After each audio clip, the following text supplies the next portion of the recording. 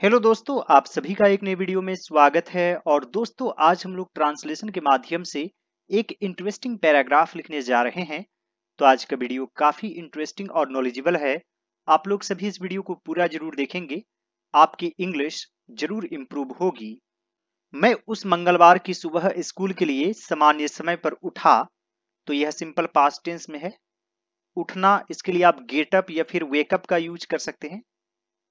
तो वेक से वोक बन जाएगा, वर्ब टू। और वेक का वर्ब फॉर्म होता है वेक, वोक, वोकन। तो यहां पर लिखेंगे आई वोक अप, सामान्य समय पर, एट द यूजुअल टाइम, उस मंगलवार की सुबह स्कूल के लिए, for school that Tuesday morning.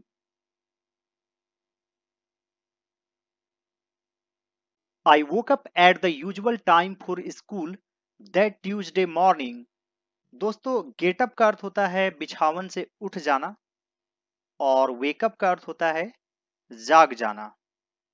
जब मैंने अपनी खिड़की से देखा तो दिन खुशनुमा लग रहा था और आसमान उज्जवल और धूपदार था। खुशनुमा यानी कि चीयरफुल, धूपदार यानी कि सनी, उज्जवल यानी कि ब्राइट, आप चमकीला भी कह सकते हैं। जब मैंने खिड़की से देखा, when I looked out the window, आप चाहें तो पीप्ड थ्रू का भी यूज कर सकते हैं। इसका अर्थ हुआ से झांकना। और लुक आउट यानी कि बाहर की तरफ देखना। When I looked out the window, तो के लिए कोमा दे देंगे। दिन खुशनुमा लग रहा था या लगा था, आप यहां पर लुक्ड का यूज कर सकते हैं। यानी कि लुक को आईएनजी फॉर्म में कम यूज किया जाता है। जैसे you look smart, you are looking smart भी आप कह सकते हैं। तो यहां पर लिखेंगे द डे लुक्ड चीयरफुल, और आसमान उज्जवल और धूपदार था। And the sky was bright and Sunny.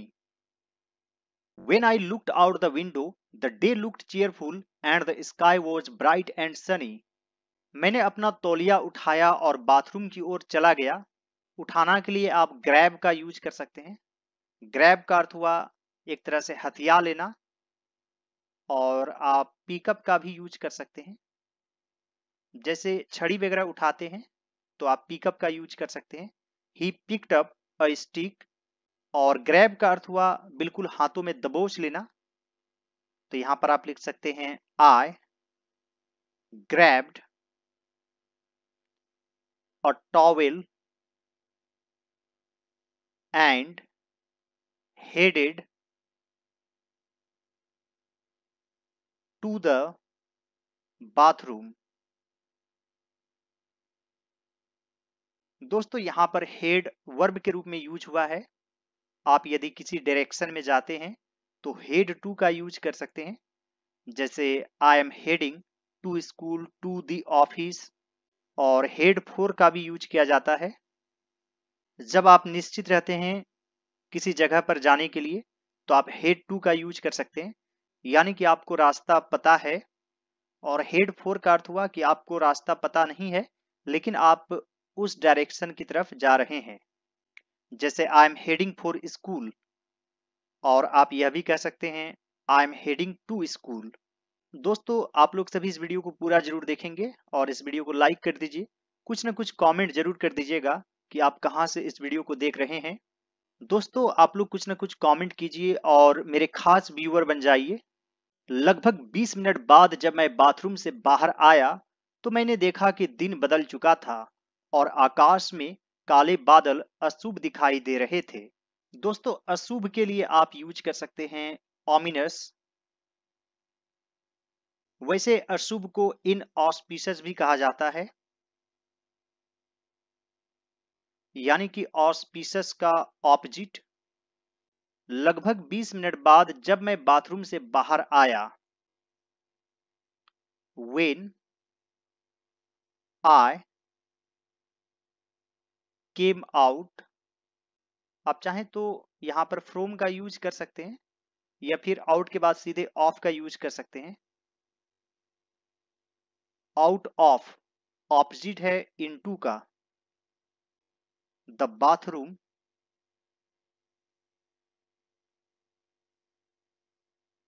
लगभग 20 मिनट बाद, अराउंड 20 मिनट्स लेटर, आप चाहें तो यहां पर सम का भी यूज कर सकते हैं, यानी कि कुछ 20 मिनट तक। तो मैंने देखा कि, तो के लिए कोमा दे देंगे। आई सॉ दैट, दिन बदल चुका था।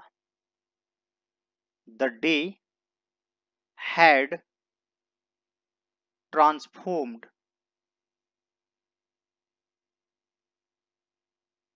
और आकाश में काले बादल अशुभ दिखाई दे रहे थे। And the dark clouds in the sky, और यहां पर है अशुभ दिखाई दे रहे थे। वर लुकिंग ऑमिनस भी लिख सकते हैं और सीधे सिंपल पास्ट टेंस में भी लिख सकते हैं, looked ominous. When I came out of the bathroom around 20 minutes later, I saw that the day had transformed and the dark clouds in the sky looked ominous. और सम भी सुनने में अच्छा लगेगा। When I came out of the bathroom, आप चाहें तो यहां पर emerged का भी यूज कर सकते हैं, तब इसके बाद आपको from यूज करना पड़ेगा। When I emerged from the bathroom some 20 minutes later, I saw that the day had transformed and the dark clouds in the sky looked ominous. माँ ने मुझे छाता लाने की सलाह दी, लेकिन मैंने यह कहते हुए मना कर दिया कि स्कूल कुछ ही पैदल दूरी पर है और बारिश शुरू होने से पहले मैं कक्षा में पहुंच जाऊंगा। माँ ने मुझे छाता लाने की सलाह दी। Mother advised me to bring the umbrella, लेकिन मैंने यह कहते हुए मना कर दिया, but I declined, saying that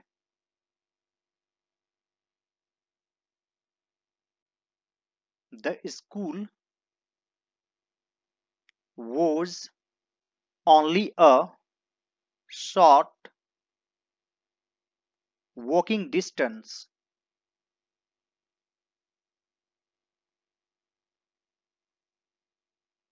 दूर यानी कि अवे, और बारिश शुरू होने से पहले मैं कक्षा में पहुंच जाऊंगा। And I would be in the class, यानी कि मैं क्लास में रहूंगा बारिश शुरू होने से पहले। Before it began to rain, यहां पर would पास्ट में है इसलिए began यूज करेंगे, begin यूज नहीं करेंगे, यानी कि पूरा सेंटेंस ही पास्ट फॉर्म में है। Mother advised me to bring the umbrella, यानी कि अम्ब्रेला को आप पहले से जानते हैं कहां पर रखा हुआ है, तो आप द का यूज कर सकते हैं, आप चाहें तो एन का भी यूज कर सकते हैं। Mother advised me to bring an umbrella but I declined, saying that the school was only a short walking distance away and I would be in the class before it began to rain. जैसे ही मैं school के gate पर पहुंचा, बारिश की तेज बूंदें मेरे सिर और शरीर पर गिरी। जैसे ही इसके लिए आप लिख सकते हैं एज सुन एज या फिर just as I reached the school gate,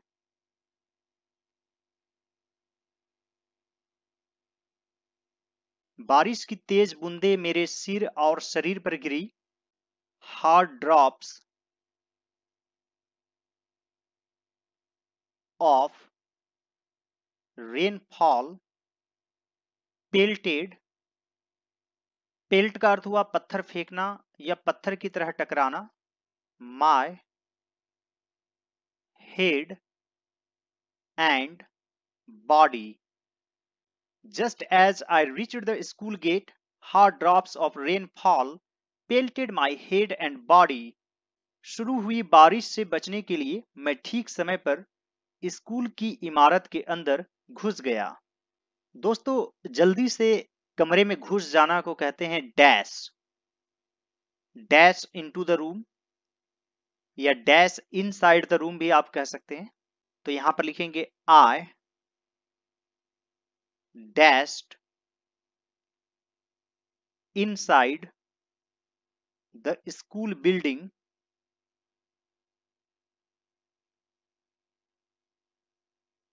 ठीक समय पर, जस्ट इन टाइम बारिश से बचने के लिए, टू escape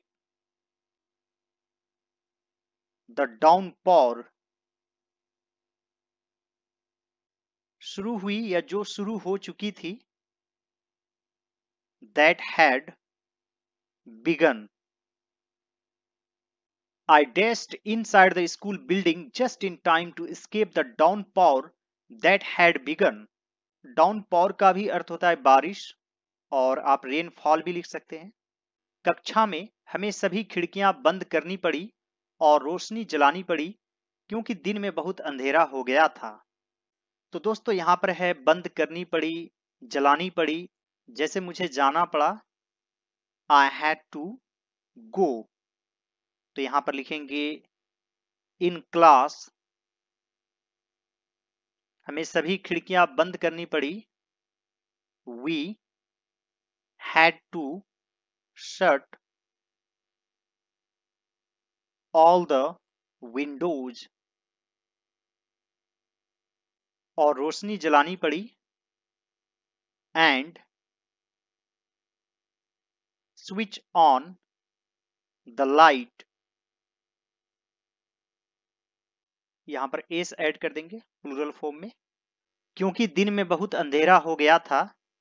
दोस्तों, क्योंकि चूंकि के लिए भी हम लोग फोर का यूज करते हैं। आप चाहें तो एज का भी यूज कर सकते हैं, एज या फिर four the day had ground very dark. दोस्तों, अंधेरा होना, इसके लिए आप गेट डार्क का भी यूज कर सकते हैं या फिर grow dark, it is growing dark या फिर इट इज गेटिंग डार्क। तो ग्रो से यहां पर ग्राउन हो गया था है। इस तरह के सेंटेंस में हम लोग ज्यादातर हैड प्लस वर्ब 3 का यूज करते हैं, यानी कि पास्ट में दो काम हुआ। तो कौन सा काम पहले हुआ? पहले अंधेरा हो गया था, उसके बाद खिड़कियां बंद हुई या बंद करनी पड़ी। तो अंधेरा होने का काम पहले हुआ, यानी कि पास्ट में दो काम है। और उस पास्ट सेंटेंसेस में भी जो काम थोड़ा और पहले हुआ हो, उसी में हम लोग हैड का यूज करते हैं, हैड प्लस वर्ब 3, यानी कि past perfect tense, distant past को दिखाने के लिए, सुदूर पास्ट को दिखाने के लिए। In class, we had to shut all the windows and switch on the lights as the day had grown very dark. हालांकि मुझे लगा कि स्कूल की छुट्टी होने तक बारिश रुक जाएगी। दोस्तों, स्कूल की छुट्टी होना यानी कि डिसमिस होना, यहां पर है छुट्टी होने तक यानी कि बाय द टाइम। हालांकि दो I thought that बारिश रुक जाएगी, the rain, और दोस्तों यहां पर मेन वर्ब पास्ट फॉर्म में है तो यहां पर हम लोग वुड का यूज करेंगे, वुड स्टॉप, या फिर आप सीज का भी यूज कर सकते हैं। स्कूल की छुट्टी होने तक, by the time school dismissed, though I thought that the rain would stop by the time school dismissed। मैं गलत था, जब घर जाने का समय हुआ तब भी बारिश लगातार जारी थी और ऐसा लग रहा था मानो यह पूरे दिन और रात तक जारी रहेगी। मैं गलत था, I was wrong। जब घर जाने का समय हुआ तब भी बारिश लगातार जारी थी, the rain was still pouring। यानी कि पॉर का अर्थ हुआ बारिश का गिरना, relentlessly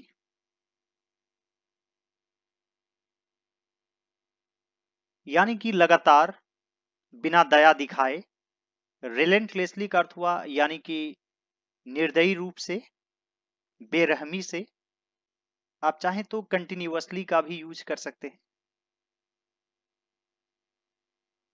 और इससे भी एक अच्छा वर्ड है जो कि बारिश के लिए यूज होता है, incessantly। I was wrong, the rain was still pouring incessantly। जब घर जाने का समय हुआ, when it was time to go home, और ऐसा लग रहा था, and it looked, मानो, as if, मानो के लिए हम लोग as if का यूज करते हैं, यह पूरे दिन और रात तक जारी रहेगा, it would continue। दोस्तों यह सेंटेंस पास्ट में है इसलिए वुड का यूज करेंगे, विल का नहीं। या फिर आप कैरी ऑन का भी यूज कर सकते हैं, कैरी ऑन थ्रू आउट, यानी कि पूरे दिन और रात, through out the day and night. I was wrong, the rain was still pouring relentlessly when it was time to go home and it looked as if it would continue throughout the day and night। जब मैं घर पहुंचा मैं हड्डी तक भीग गया था। जब मैं घर पहुंचा, when I reached home I was soaked to the bone, यानी कि पानी से पूरी तरह भीग गया था अंदर तक। When I reached home I was soaked to the bone। वैसे बारिश में भीगना को गेट ड्रेंच्ड भी कहते हैं या फिर गेट वेट। जैसे yesterday I got wet in the rainfall। माँ ने मुझे मेरे गीले कपड़े उतरवाए और गर्म पानी से नहलाया। तो यहां पर लिखेंगे मदर, और यह कॉजेटिव वर्ब है, यहां पर मेक यूज करेंगे तो मेक से मेड हो जाएगा, made me take off my wet clothes, और गर्म पानी से नहलाया, and take a warm shower. इसी मेड से दोनों का सेंस आ गया, यानी कि कपड़े भी उतरवाए और गर्म पानी से नहलाया, और यदि फुल सेंटेंस में लिखना चाहें तो आप लिख सकते हैं and made me take a warm shower. Mother made me take off my wet clothes and take a warm shower. फिर हमने दोपहर के भोजन के लिए मछली और झींगा का एक अच्छा गर्म व्यंजन खाया। देन वी हैड, खाना के लिए आप हैड का यूज कर सकते हैं और आप चाहें तो एट का भी यूज कर सकते हैं। We had a nice hot dish of fish and prawns. Lunch के लिए यानी कि दोपहर के भोजन के लिए, for lunch. Then we had a nice hot dish of fish and prawns for lunch. मैं इतने गर्म और पसीने वाली रातों के बाद ठंडे और आरामदायक माहौल के लिए आभारी था। I was grateful for the cool and cosy atmosphere. इतनी गर्म और पसीने वाली रातों के बाद, after so many warm and sweaty nights। यदि दिन पसीने वाले हो तो आप स्वेटी का यूज कर सकते हैं, यह काफी इंपोर्टेंट वर्ड है, याद रखेंगे। I was grateful for the cool and cozy atmosphere after so many warm and sweaty nights। I hope friends आज का वीडियो आप लोगों को अच्छा लगा होगा। यदि यह मेरा एफर्ट आप लोगों को अच्छा लगे तो इस वीडियो को लाइक कर दीजिएगा। मेरे चैनल पर नए हैं तो जरूर सब्सक्राइब कर लीजिए और दूसरे सभी वीडियोज को जरूर देखिए। All right friends, thanks for watching, have a great day.